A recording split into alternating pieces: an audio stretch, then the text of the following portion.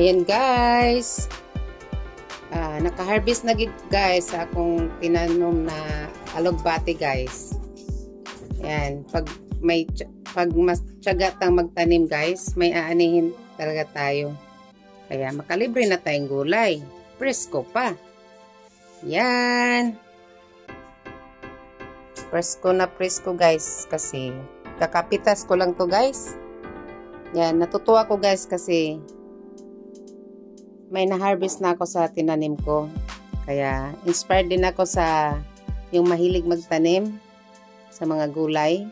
Kaya nagtatanim din ako kasi maganda may sarili tang tanim. Hindi na tayo mamili sa palengke, diba?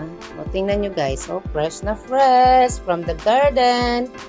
Yan. Yan. Yan ang magandang pagkain. Walang chemicals. Walang chemicals. Walang spray guys ba?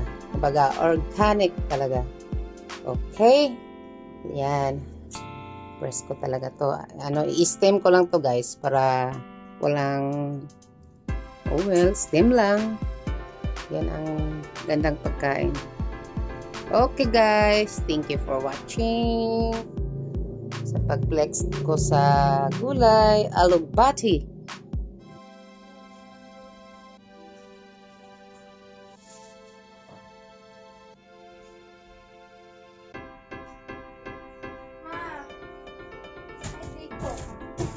Yan guys. Yan ang guys. I-stem ko na tong alugbati ko guys. Para makain na namin sa tanghalian. Kaming mag-asawa. Yung mga anak ko. At kailangan mo pang pilitin pakainin ito. Hindi nila alam mas sustansya itong gulay. Yan. Look. Very fresh. From my garden. My little garden. Yan. Ngayon, lutuin ko na to. Para sulit ang ating pagtatanim. So, tayo ang magtanim, tayo ang magkain. Ayan. Pwede din tayo mamigay sa kapitbahay. Kung gusto nila. Okay, bye guys. Thank you for watching for today's video. Ayan guys. Luto na talaga ang ko guys. Yung alugbati ko na hinarvest ko sa garden namin. Yan. Tapos, nilagyan ko din siya ng sap-sap na isda. Una kong gistim ang sap-sap na isda. Tapos, yung pinakahuli, yung alugbati.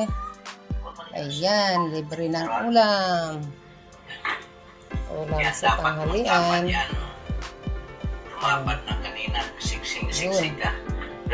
Yun guys, sarap guys. Natural lang, natural na pagkain. Hindi siya oily. Magkaiba na naman tayo guys. Isda tayo at saka gulay. Okay, bye guys. Thank you for watching.